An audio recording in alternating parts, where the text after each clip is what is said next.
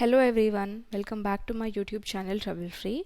In today's video I'm going to explain you about password management in the subject of cryptography and network security. So what do you mean by password management and how to manage your password, how to secure your password?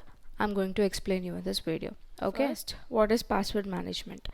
It is set of principles and practices that are followed by users while storing and managing their passwords in order to protect them from unauthorized access.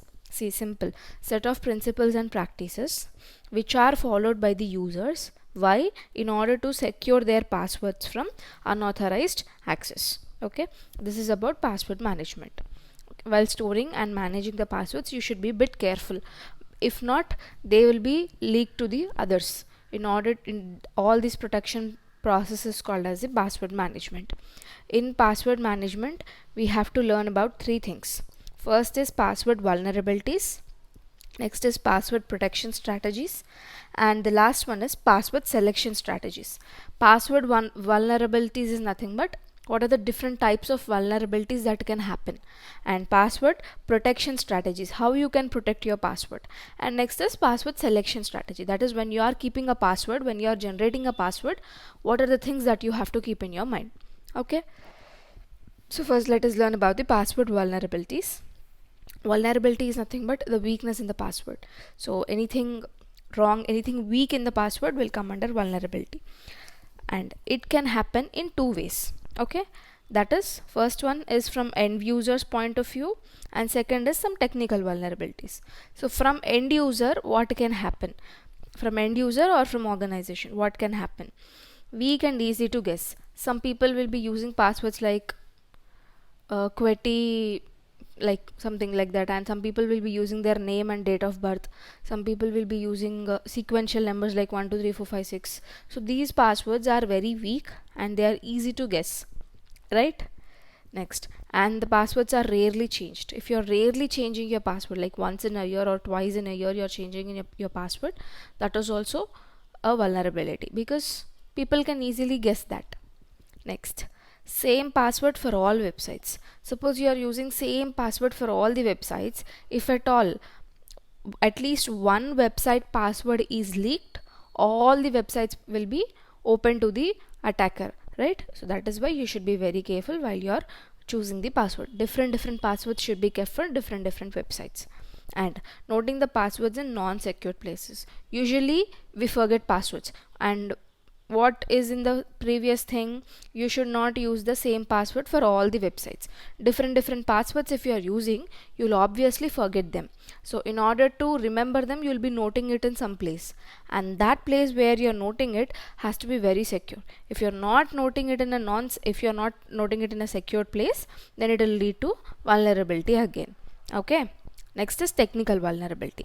So technical vulnerability is nothing but if you are using weak encryption schemes, then if that is the website which you are using is having a weak encryption scheme, then in that case your password can be easily decrypted by the attacker. Okay, next, if you are using an application or a website that is displaying the password on the screen when you're typing, then that is also a vulnerability. Usually when we type the passwords, it will be in form of a dot or in form of a star, right? But directly the password should not be visible because somebody can stand behind you or they can observe your screen and they can get to know the password. Okay, so when you are typing the password, it has to be in the form of a stars or hash or dots, whatever it is, but the letters and the numbers in your password should not be visible. Okay, these are the different types of vulnerabilities that can happen. From end user point of view, and from technical vulnerabilities. Okay, next, password protection strategy. So what are the different password protection strategies we have? Password protection strategies in the sense, in order to protect your password from the attacker. So what are the different things that you can do? First is user education. User education in the sense, when you'll have some security trainings.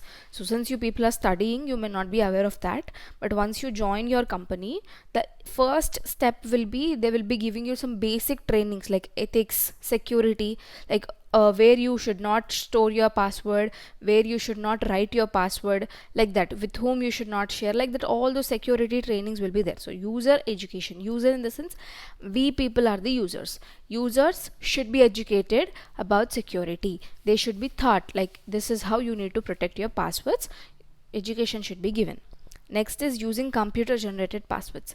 Computer generated passwords are very hard to predict because the computer will generate a password which is very long, which is a combination of capital letters, small letters, numbers, special character, everything is included in that. So computer generated password is also very hard to predict. Next is reactive password checking. Reactive password checking is nothing but authentication mechanism will be generated in the system. We will be having an authentication mechanism in the system so that it will periodically check for the passwords in the system. Like for every 1 month or for every 1 week or for every 2 weeks, it will periodically check all the passwords which are present in the system. See, I have written periodical checks here. So periodical checks will be done to all the passwords in the system, and if there is any password which is weak, then that will be immediately informed to the user and user has to change the password. Okay, so periodical checks will be done and information will be given to the user if at all the password is weak. Okay, in case of any weak password is identified, that information will be given to the user and the user has to change their password. Got it? Next, proactive password checking.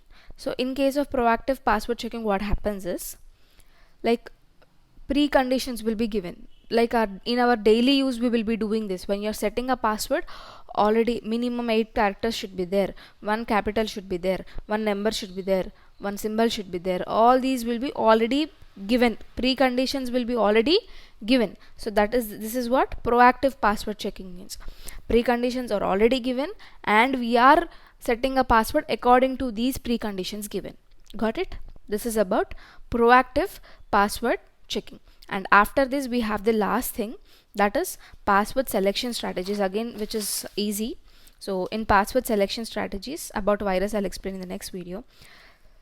Using like when you're selecting a password, what are the different things that you have to keep in your mind? First is you can use the computer generated passwords, which are again very hard, very long, and you can use reactive password checking, which is nothing but periodical checks are done to the passwords and weak passwords are immediately notified to the user. Next, proactive password checking. Proactive password checking means already some set of conditions will be given. We need to generate a password which is satisfying all those conditions. Okay, this is about password management.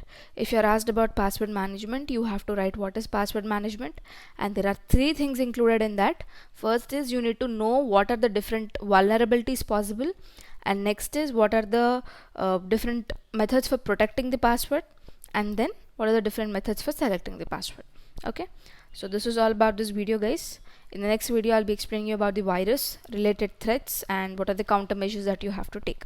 Okay, so thanks for watching the video till the end. If you're still having any doubt, let me know in the comment section.